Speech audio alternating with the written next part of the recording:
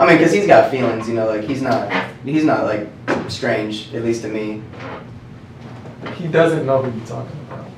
Literally, who are you talking about? We call ourselves CiiiTY, but we global. And everybody that has a voice is allowed to be vocal.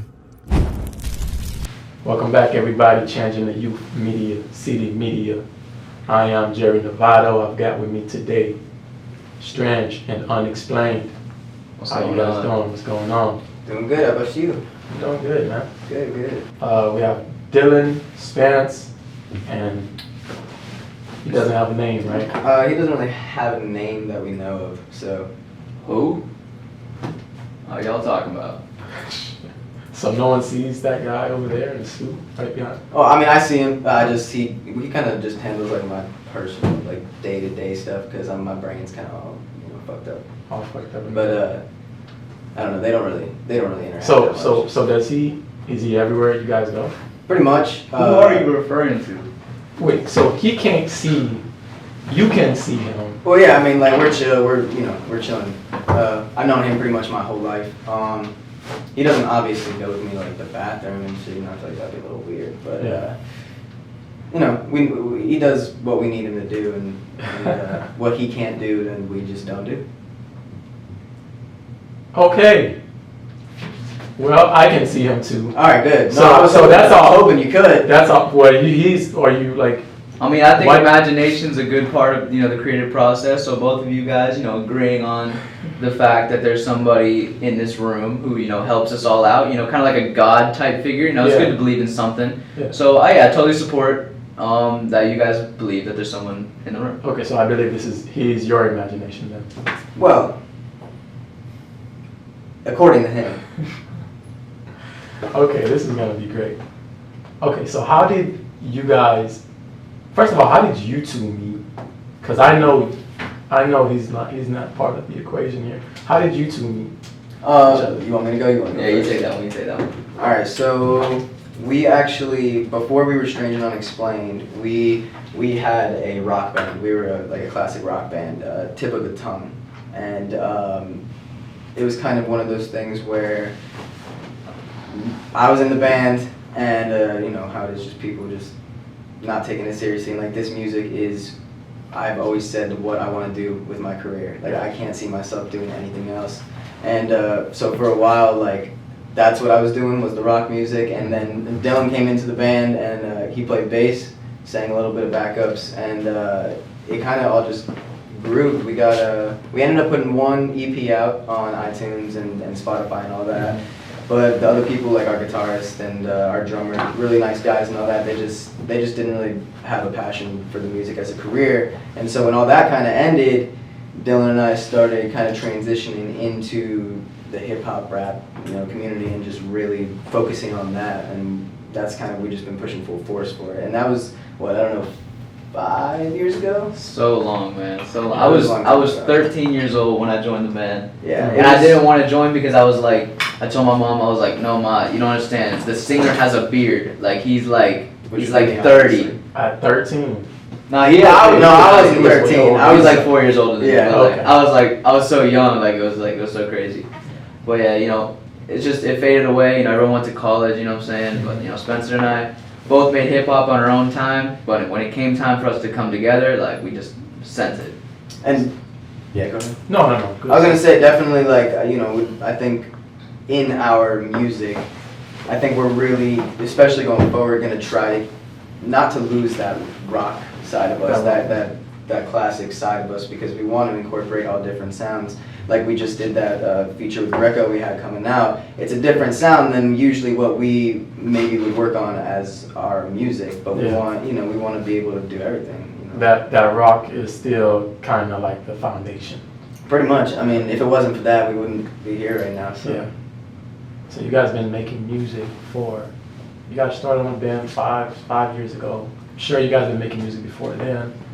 So pretty much all your lives you've kind of been musicians. Yeah, I mean, pretty much. You want to go? Nah, that's all you meant. I was gonna say, as long as I can remember, just music. I was grateful to be able to be around, like, my parents and stuff had very good taste in music, which, just literally listen to everything, the jazz, blues, classic rock, pop music, all that stuff. And I went to school for 2 years to do theater, and so that's Okay, though. so that's what I was doing. And even before I went to school to decide to do theater, what really got me started into music was listening to Lin-Manuel's In the Heights. Before he did Hamilton, before he did all that, when he did that show, it's literally, for anybody that doesn't know it, it's literally just like 2 hours straight of rap, but in musical theater form. It's That literally is insane. That is And so after that, yeah, I mean, you know, as well as a 10 or 11-year-old can write music, you know, tried to write music and just go with the flow, and just kind of found myself working towards being in the band. And then just really, like I said, the music's my passion, so it's whoever showed the same passion, whoever showed the same interest, which in this case only was Dylan out of my band, it's like, man, I fuck with you, like I want to ride with you, you know what I mean, like let's do this shit. So, and I'm wondering, like, to me, a lot of bands, I feel like they always end up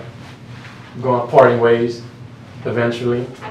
So what was the drive for you guys? I know you expressed kind of what motivated you to do music, but as a group, how is it like staying consistent and motivating each other along this entire journey? You talking about the duo or the band? The duel. Oh yeah. Just yeah. between you two.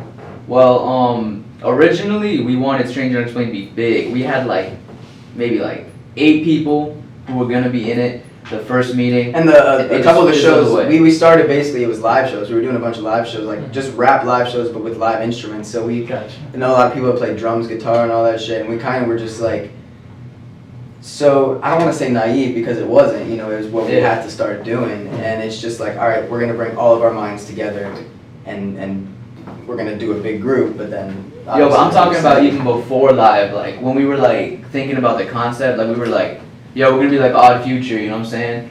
And then like everyone was just like, I quit, can't make band practice, I quit. And then it was just me and Spence, and we're just like, screw it, Yeah. we're gonna do it. I mean, and so basically, for motivation for me, where the motivation comes from me is he is really good at the things I'm not good at. So when it comes to posting on social media and, you know, taking videos just of yourself on just a daily basis just to keep yourself relevant, I suck at that shit. Like, I hate doing that shit. And like, I know that's something you need to do. Yeah, it's crazy how much that matters. It matters so much, and I mean, who knows, maybe it'll go back, but you know, as of right now, like that's what you have to do. And throughout my whole life, it's just been like, I don't post, I've never wanted people to know where I'm at, what I'm doing, because I've always been like, it doesn't really matter. But when he is very persistent and on me about like, yo, like, you might not agree with it, but like, this is a fact, this is what it is now.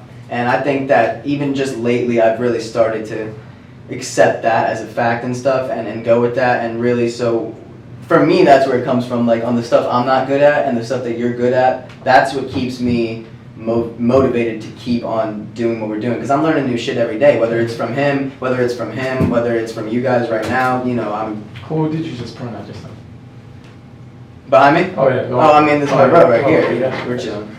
You guys are delusional today. That's crazy. Okay, so you What guys, are doing? I'm looking at like, you guys are unexplained and he's just strange back there. There's a man in a black tuxedo.